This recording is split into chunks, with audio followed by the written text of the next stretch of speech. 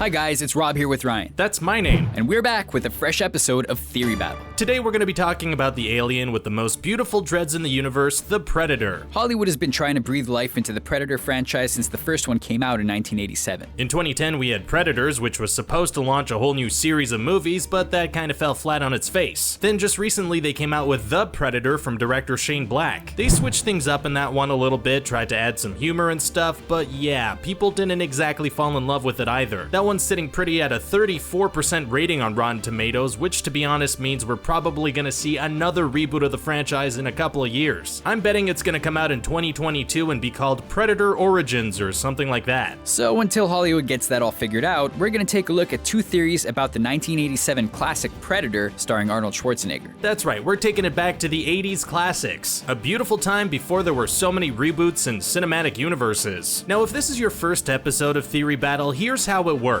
Rob and I are gonna take turns diving into two different film theories and all the evidence as to how and why they can actually be possible. Then in the comments section, you guys decide which one of us you think has the most compelling arguments. Yeah, which one do you think is the most likely to be true? So just before we get into these theories, be sure to hit that subscribe button and ring the bell if you haven't already. That'll let you stay up to date with all our new videos. Videos like theory battles, pitch meetings, list videos, and a whole lot of interesting stuff. So Rob, go ahead and kick us off. What theory are you bringing to the table? Thanks, Ryan. The theory I'm going to be going through says that Predator is linked to Terminator. In a physical way, like Siamese twins? No, not in a physical way. The theory seemed to pop up on crack.com last year, and it links the 1987 Predator movie to the Terminator film franchise, which started 3 years earlier in 1984. Okay, cool, so I already found the link and we can move past on to my theory. Oh, you did? Yep, easy, Arnold Schwarzenegger's in both films, so if you don't mind, let's move along. Okay, yeah, they're obviously linked by their main actor, but this theory actually provides an explanation for an in-universe connection. In fact, it even explains why the Terminator and Arnie's Predator character Dutch look exactly alike, which is actually something that's worth explaining if you think about it. Like, if you're making a robot, why give it an Austrian accent? Well, they explain that in a deleted scene from Terminator 3, that whole Sergeant Candy thing was kind of ridiculous. Yeah, well that scene was deleted and it's not official canon. Actually, that whole movie should have been deleted. So anyway, in the movie Predator, a bunch of soldiers are picked off one by one by a big bad alien called the Predator. And spoiler alert, this big muscular dude Dutch is the last surviving soldier and manages to kill the alien. I don't know if you need to call spoiler alert on movies that came out 30 years ago, but that's nice of you. Just playing it safe. People get angry in comment sections sometimes. So yeah, an alien wipes out a bunch of highly trained military guys, but this guy Dutch manages to kill it. Along the way, he gets absolutely covered in mud and yells a lot. Now, a dude single-handedly taking down a big murdery alien, that's something that the government would probably be pretty interested in. We never learn what happens to Dutch after the events of Predator, but it's safe to assume he was brought into questioning to provide some intel on the alien threat. They'd ask him questions like, what the hell was that thing, and why are your arms so large? And on the Terminator side of things, we know that the government was super involved in the development of the Terminator program with Cyberdyne. So if you're in the government and the goal is to create a humanoid cybernetic organism, who would you base the design on, seeing as you want this thing to be an absolute killing machine? Probably a ninja, although I guess it's pretty impossible to catch one of those, especially if it's a good ninja. Yeah, so with ninjas out of the question, you'd probably want to base the design on one of the most powerful killing machines in the human race. Then you'd be like, hey, what about that big dude with the thick Austrian accent? The one that single-handedly took down a murderous alien in the middle of the jungle. Yeah, I guess he's proven that he's pretty good at killing things, and at yelling while covered in mud, but it's probably best that they left that element out of the Terminator design. And Cracked points out that there's actually some evidence for this theory being true, in the form of a super obscure Easter egg. And when I say obscure, I mean really obscure. They dug deep for this one, but it's pretty solid. What is it? Okay, bear with me here. First off, we need to go back to Alien vs. Predator. That crappy movie from the early 2000s that everyone hated? No, thank God. Don't really want to go back to that. This is about the 1994 video game Alien vs. Predator from Capcom. Kind of a classic actually in terms of games where you beat up aliens. So in this game, one of the playable characters was Major Dutch Schaefer. Judging by the name, the giant muscles, and general overall vibe, this dude is definitely based on Arnold's character from Predator. The thing is, the description for the character says that he's a cyborg created to fight extraterrestrials. Oh snap. Although it feels like that connects this to the alien Alien movies more than the Terminator ones. Yeah, but hold up. That bear with me request is still in effect here. Gotcha, I'm bearing. So this character also had a serial number on his info sheet, CDS-170A3. Remember that, because it's going to be important in a minute. Remembering and still bearing. Jumping over to the Alien movies, we have some cyborgs running around too. They're made by a company called Hyperdyne, which this theory assumes is kind of the evolution of Cyberdyne from Terminator. In fact, in an early draft of the script for Aliens, Paul Reiser's character Burke straight up says Cyberdyne. The name isn't an accident. Getting a little sleepy from all the bearing here. Okay, we're almost there. Keep bearing. So the cyborg Ash from Alien has the serial number 2. It's Hyperdyne Systems 120-A/2, or in that same format as the earlier code, HDS 120A2. So we safely assume that the CDS in Dutch's serial code is short for Cyberdyne Systems, which means that the design for the Terminator is based on Dutch from Predator. Bam! Damn, that's a pretty solid theory. Right? So let's hear yours. Well, my theory involves death scenes, so I think that automatically makes it the more interesting of the two. Appealing to people's morbid curiosity. Smart move. Yeah, so the theory I'm presenting says that the Predator purposely personalized his kills. Bit of a tongue twister, but yeah. This theory sprung up on Reddit about a year ago from a user who's since deleted his account. So whoever and wherever you are, mystery theorist, you've done some great theorizing here. So what do you mean by personalizing kills? It makes it sound like he's making a greeting card or something. Well, the way that the mystery theorist puts it is that, quote, the alien tries each man's masculinity. Each man who dies does so in a manner befitting his swagger. And if you think about it, this whole movie is about testing masculinity. This is the film that gave us the most testosterone-fueled handshake the world has ever seen, complete with a close-up of sweaty, veiny biceps. The 80s were a weird time in Hollywood. Oh yeah, they were. Although, Dwayne Johnson is definitely working on bringing giant muscles back into style. So let's run through the characters that Predator killed and why he would have killed them in those ways based on the theory. So first off, there's Hawkins, who, fun fact, was played by Shane Black, the guy who directed the new Predator movie. That is a fun fact. Right before the Predator kills him, Hawkins is trying to restrain Anna, who's trying to escape. He kinda had no choice since she would have probably gotten them all killed, but what we see from Predator's perspective is Hawkins basically overpowering someone weaker than him. How does he then kill Hawkins? He completely overpowers him, drags him away, and tears him to shreds. Oof, rough way to go. Super rough, but he technically preyed on the weak, so he got just completely demolished. Next, let's look at Blaine. He's the loudest and showiest of the gang, walking around with his big minigun talking about himself all the time. He gets shot in the arm and he has that famous line, "I ain't got time to bleed," which doesn't make any sense, but I'm sure he felt cool saying it. How does Predator kill this guy? Shoots a giant hole in his chest with a plasma gun. When Dylan inspects the body, he's like, oh snap, the wound is all fused and cauterized. So what happens if you instantly cauterize a wound, Rob? It doesn't have time to bleed. Smooth. Exactly, this Predator dude is poetic as hell, man. Next up, let's look at Mac. Mac is the guy who's always shaving for some reason, kind of a weird character trait, but whatever. Mac goes nuts when his friend Blaine is killed. He goes into insane revenge mode and he's just totally lost his marbles, which he probably shaved. You could argue that his messed up brain is what makes him dangerous. Pretty appropriately, Predator decides to blow his head off. A little less poetic on that one. Yeah, well, he also has to kill Dylan like a minute later, so maybe that one was kinda rushed. So let's talk about Dylan. His form of aggression towards the Predator is firing at him with a gun, so Predator takes the arm. This is also super appropriate because going back to that epic handshake, that's the same arm that Dylan used in that test of masculinity. Looks like he lost that test twice. Then we have Ramirez, who's not the character with the most screen time in the movie, but his death still reflects his displays of masculinity. During the raid in the gorilla camp, he sends like 3 dudes flying into the air with grenades. Well, later in the movie, we see him fly through the air after being hit by a log trap.